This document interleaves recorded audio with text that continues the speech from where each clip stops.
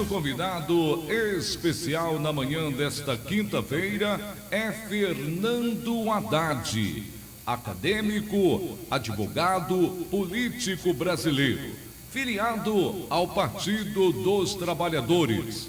Foi ministro da Educação em 2005 e 2012, nos governos Lula e Dilma Rousseff.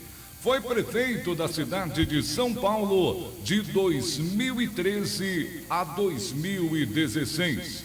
Foi também candidato à presidência da República na última eleição. Fernando Haddad, muito bom dia, prazer em recebê-lo. Zé Rogério, uma alegria estar com você, com os seus ouvintes de Cruzeiro e região. Alegria muito grande poder conversar sobre temas nacionais, temas estaduais e discutir com a população aquilo que está angustiando o brasileiro com vistas a melhorar a qualidade de vida da nossa gente. Muito bem, Haddad. Eu vou começar com uma pergunta a nível do estado de São Paulo. Seu nome aparece aqui na última pesquisa para o governo de São Paulo, publicado pelo Datafolha. Aparece o nome do ex-governador Geraldo Alckmin e o nome de Fernando Haddad entre os preferidos. O PT já definiu, o Haddad é pré-candidato a governador de São Paulo? Zé Rogério, nós, em virtude da crise que o país está vivendo, a gente, em respeito a quem está hoje sofrendo com a situação econômica e social, nós suspendemos um pouco essa discussão sobre candidatura, pelo menos até que as pessoas estejam vacinadas e que a gente consiga aprovar no Congresso Nacional algumas leis importantes para gerar emprego e renda no Brasil como um todo e em São Paulo em particular. Então, o próprio presidente Lula, ele está rodando o país, está conversando. Nós estamos formulando projetos de governo, tanto no nível nacional quanto no nível estadual. Eu estou encarregado de elaborar um plano de desenvolvimento para São Paulo, para tirar São Paulo dessa paralisia que o Estado se encontra. As pessoas não estão conseguindo emprego, quem tem emprego não consegue pagar as contas do mês, tudo está caro, o mercado está caro, gasolina cara, carne cara. Então nós temos que fazer um plano, aproveitar esse ano para trabalhar no Congresso, fazer um plano de desenvolvimento para o Brasil e para São Paulo, até porque São Paulo terá um grande papel na retomada do desenvolvimento econômico a partir de 2023. Nós teremos que contar muito com São Paulo.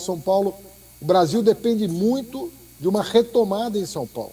Então nós não vamos faltar ao Brasil, né, enquanto paulistas, que sempre tivemos consciência da nossa liderança, do nosso papel no desenvolvimento, até da América Latina, se você for pensar. Então, nesse momento, a nossa discussão é plano de governo. Mas, para o final do ano, nós vamos começar a discutir candidatura e aliança. Porque sem aliança também fica muito difícil você governar de maneira adequada. Se não der para o primeiro turno, uma aliança para o segundo turno. Mas tem que ter aliança para fazer um belo governo no estado de São Paulo. Haddad, qual o seu ponto de vista a respeito dessa situação econômica que o país vive? Você mesmo citou, e é verdade, os preços estão altos, né, de alimentos, combustíveis, entre outros itens, algumas pessoas tendo dificuldades, inclusive, para se manter, para conseguir emprego. Lógico que teve aí uma pandemia, ainda temos uma pandemia.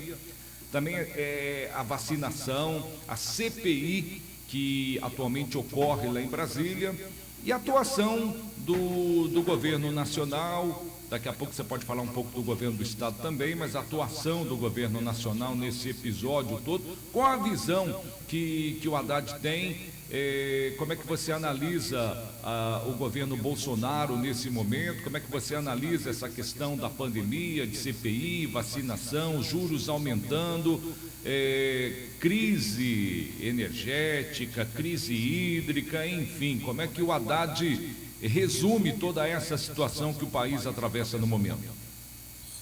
Olha, Zé Rogério, acho que a sua pergunta já contém a própria resposta, porque A situação é muito grave. Veja, é verdade que houve a pandemia, mas muitos governantes do mundo, muitos estadistas, enfrentaram a dificuldade e cresceram em aprovação, porque tiveram estatura para liderar a nação contra uma coisa que não é responsabilidade, né? Uma pandemia não é responsabilidade de um governante, mas a maneira de enfrentá-la é de responsabilidade do governante. E nós escolhemos a pior maneira de enfrentar essa pandemia, negando a sua gravidade, negando o que de fato ia resolvê-la, que era a vacina e não a cloroquina, fazendo pouco caso do distanciamento, do uso de máscara, cortando o auxílio emergencial no momento em que as pessoas mais precisavam do auxílio, que era justamente no começo da segunda onda, que matou mais gente do que a primeira onda. O ano passado, Zé Rogério, morreram 200 mil brasileiros. Esse ano já morreram 400 e não terminou o ano ainda. Por aí você tira a base. O governo teve um ano para se planejar e não se planejou. Então, tudo isso fez com que as taxas de reprovação do Bolsonaro chegassem nessa marca de 68%. 68% reprovam a maneira como ele conduziu as coisas. E a gente quer apoiar o agronegócio, não tem problema apoiar o agronegócio. Temos que exportar mesmo, exportar soja, exportar carne, mas você não pode deixar faltar comida na mesa do brasileiro. Esse é o problema. Você não pode favorecer só um lado e deixar a produção de alimentos que vão para a mesa do trabalhador faltar. Então hoje está tudo dolarizado, Zé Rogério. O alimento está dolarizado, a comida está dolarizada, e como o dólar está valendo aí 5,20, 5,30, ninguém ganha em dólar. Então o resultado é o seguinte: você está pagando no mercado o valor da mercadoria em dólar e o brasileiro não tem real no bolso, quando tem. E aí vai comprar como? Com real, a mercadoria que está dolarizada. Nós precisamos quebrar esse sistema que o Guedes criou, de dolarização da economia brasileira. Nós precisamos voltar a vender alimento em real, voltar a vender gasolina em real. Porque se a coisa é produzida aqui, por que vai vender em dólar? Então, isso é que está errado. E isso aí, o que acontece, Zé Rogério? Como está tudo dolarizado e o cara está ganhando em real quando ele está empregado, o poder de compra dele está diminuindo. Todo santo dia o poder de compra dele cai um pouco. Como é que a economia vai reagir? Quem é que vai contratar o trabalhador para produzir para quem? Se o sujeito não tem dinheiro para comprar nem para comer. Está errado o modelo econômico, eu digo isso, eu sou mestre em economia pela Universidade de São Paulo. O modelo econômico não vai funcionar desse jeito. Nós vamos voltar para o tempo em que o que era produzido no Brasil era vendido em real. Não era dolarizado. E aí sobrava dinheiro para o cara viajar, sobrava dinheiro para o cara, para o lazer dele, sobrava dinheiro para ele trocar o carro, sobrava dinheiro para ele botar o filho numa escola, sobrava dinheiro para outras coisas. Então, ou a gente muda esse plano econômico, ou nós vamos continuar sofrendo. E nós não temos tempo a perder. A eleição é daqui a um ano. O sujeito está sofrendo hoje.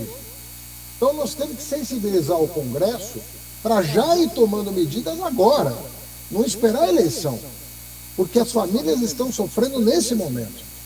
Zé Rogério, aqui em São Paulo tem 50 mil moradores em situação de rua.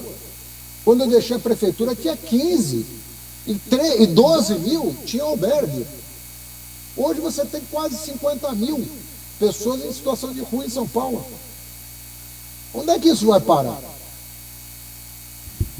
Muito bem. Falando de São Paulo, o Haddad, você tem um conhecimento muito profundo da capital, foi prefeito dessa grande metrópole, dessa grande cidade, está citando dados, inclusive, da época de seu governo, mas agora o desafio pode ser maior, né? Ou seja, governar o estado de São Paulo. Você falou aqui no início da nossa entrevista da importância de união. E o PSOL ele também se destacou nas últimas eleições e tem o Boulos como seu pré-candidato ao governo de São Paulo. O PSDB está há muito tempo, há muitos anos, governando o estado de São Paulo. Para tirar o PSDB do governo e, de repente, ser governador de São Paulo, você vê possibilidade de uma união, pode ser até depois em um eventual segundo turno, mas você tem conversado com o Boulos, como é que está o relacionamento do Partido dos Trabalhadores hoje, PCdoB, PSOL, como é que vocês estão analisando essa situação no momento? Zé Rogério, eu sou amigo do Boulos e do Márcio França, nós temos uma boa relação, né? Veja bem, eu disputei a eleição presidencial e fui para o segundo turno, e fiz 45% dos votos. O Márcio França foi para o segundo turno contra o Dória e fez 48%. O Boulos na capital, tudo bem que é um colégio eleitoral menor, mas a capital tem 20% do eleitorado do estado. O Boulos foi para o segundo turno, fez 40% dos votos. Ou seja, se a gente fizer uma aliança para o segundo turno, é uma grande possibilidade da gente governar o estado juntos. E se for possível uma aliança de primeiro turno, mais viável ainda. Então eu vou conversar muito com o Márcio França, tenho falado com ele, com as pessoas no entorno dele, a gente conversa desde 2018 muito, e tenho falado com o PSOL também.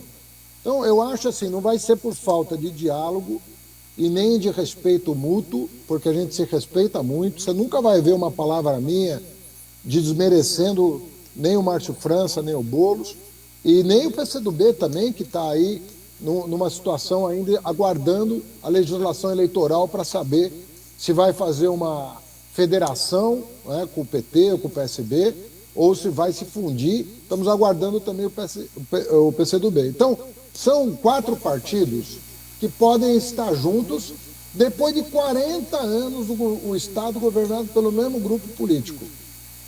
40 anos, desde o Montoro, é o mesmo grupo político. Eu acho que a gente não pode ficar fazendo um discurso de que tudo vai acabar, vai mudar. Não é assim que se governa um estado do tamanho de São Paulo. São Paulo é um país. Você precisa de alguém com experiência, você precisa de alguém que saiba dialogar com outras forças políticas, você precisa respeitar os técnicos do governo do estado, que vão continuar trabalhando para o bem do povo paulista. Tudo isso tem que ser muito respeitado, porque isso exige experiência. Não é um Estado-país. Você precisa de uma pessoa do tamanho de um presidente da República para governar São Paulo. Então, se a gente tiver cautela e diálogo franco, nós vamos construir essa alternativa, respeitando o povo paulista, que é um povo muito consciente das suas potencialidades. São 7h da manhã, 45 minutos, 7h45. Fernando Haddad, nosso entrevistado de hoje no Bom Dia Cruzeiro. Haddad, na última eleição aqui em nossa cidade, você obteve 9.254 votos, 23,51% dos votos.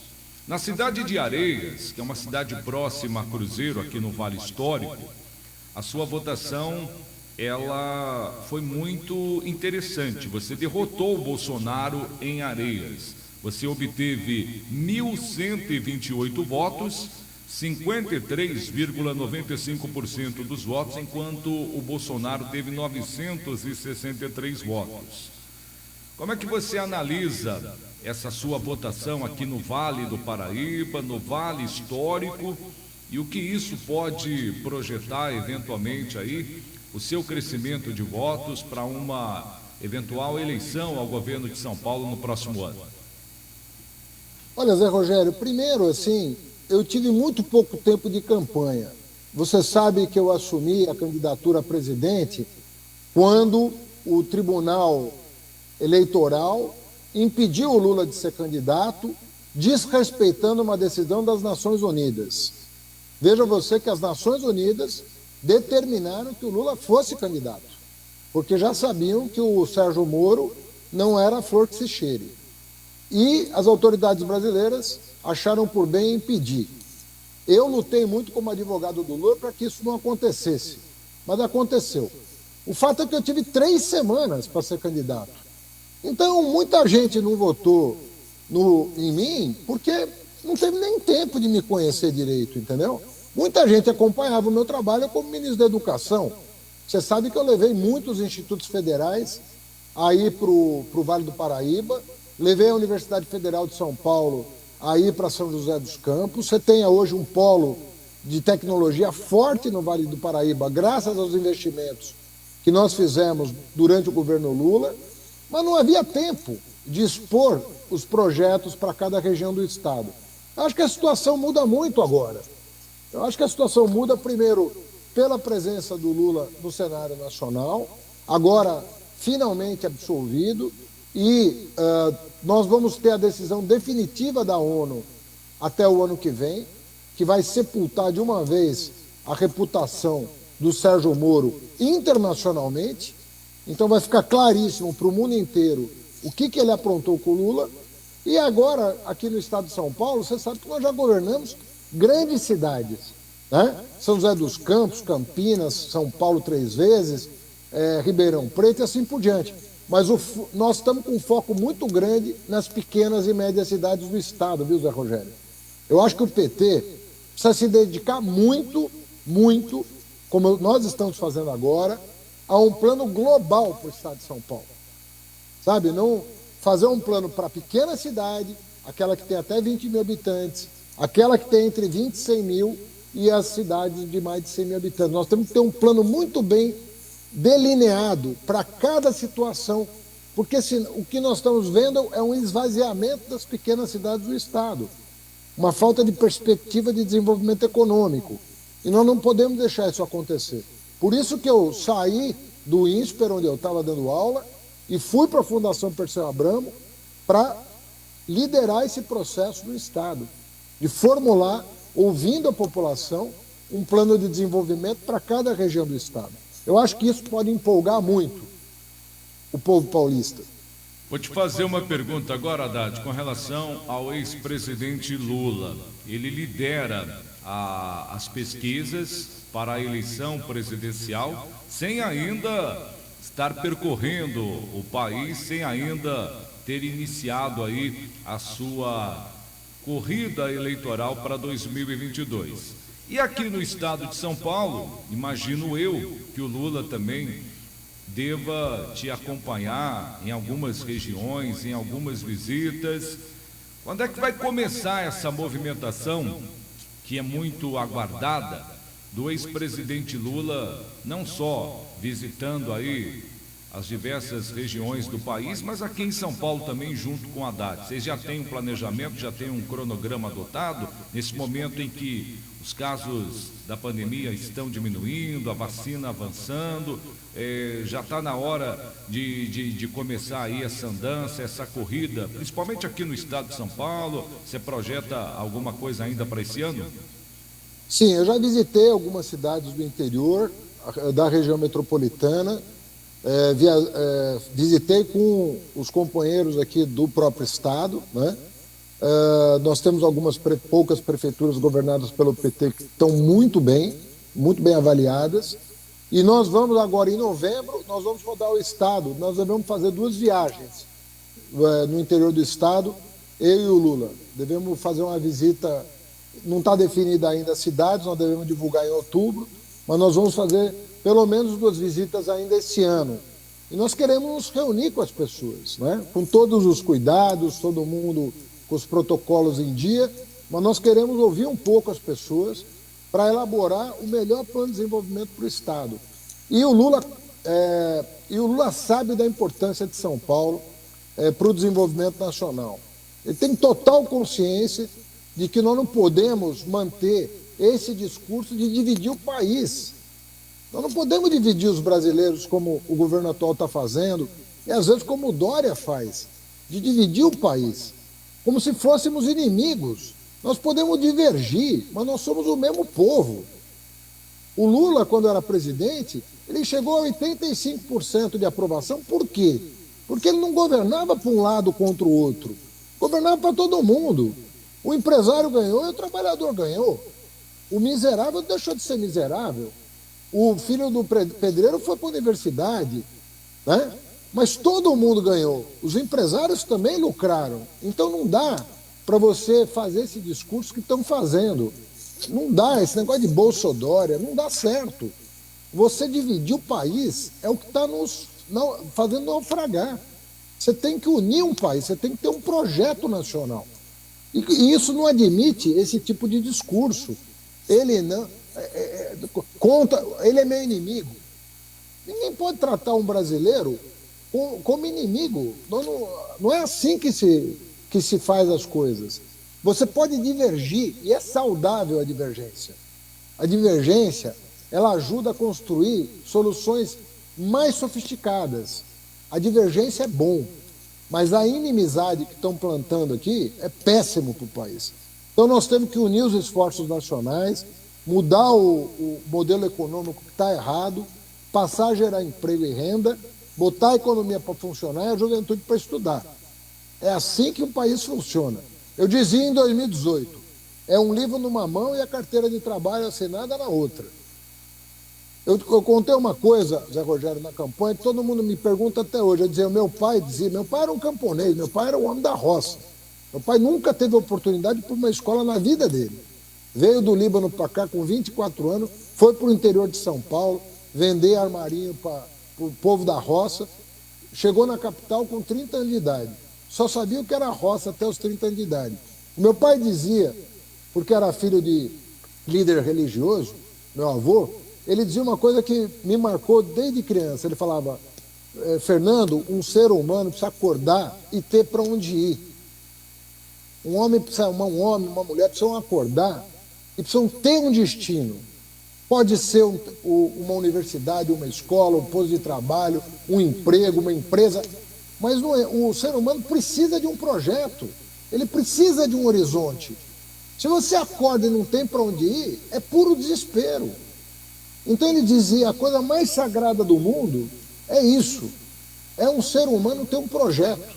Você acorda às 5 da manhã, 4 da manhã, 6 da manhã, e você sabe para onde você vai. Você sabe onde você vai ganhar o seu pão. Você sabe onde você vai alimentar a sua alma. E aí você vai crescer como ser humano. Muito bem, 7h55. Haddad, eu quero agradecer sua participação, essa nossa entrevista. Acho que nós abordamos os principais assuntos do momento, falamos da educação, onde você tem uma atuação muito grande, afinal de contas foi aí ministro da Educação, né? Falamos a respeito da situação política, economia, pandemia, enfim, e abordamos algumas questões ligadas ao estado de São Paulo. Vou deixar agora os nossos microfones aqui, a nossa live, a nossa rádio, para que você faça as suas considerações finais e a sua mensagem à população de Cruzeiro e aqui do Vale do Paraíba, do Vale Histórico Paulista. Zé Rogério, eu queria agradecer a você, aos seus ouvintes, né, por ter essa meia hora de prosa aqui, prosa boa. Se Deus quiser, eu vou estar na região muito brevemente. Quero visitar, conhecer, olhar, né, e ouvir muito, para a gente incorporar aquilo que as pessoas desejam. A gente vai com muita humildade ouvir todo mundo, mas nós queremos efetivamente apresentar um projeto bacana para as pessoas. E queremos que elas considerem esse projeto. Leiam, entendam e considerem. Quem sabe não está na hora da gente virar uma página e começar uma vida nova em São Paulo, oferecendo mais oportunidades para os trabalhadores e para a juventude que está precisando muito de atenção. Nós vamos olhar muito para a nossa juventude e abrir os horizontes de trabalho e educação para todo mundo. Esse é o meu desejo, eu vou me dedicar muito esse ano a isso, já faz um ano que eu estou trabalhando nisso, vou ficar mais um ano trabalhando nisso, mas tenho certeza que vai render bons frutos e a gente vai ter uma boa alternativa o ano que vem aqui para o Estado, se Deus quiser. Fernando Haddad, bom dia, sucesso aí na sua trajetória e o nosso abraço, o nosso respeito, nosso muito obrigado. Abraço, Zé Rogério, abraço a todos aí, bom dia a todos. Bom dia.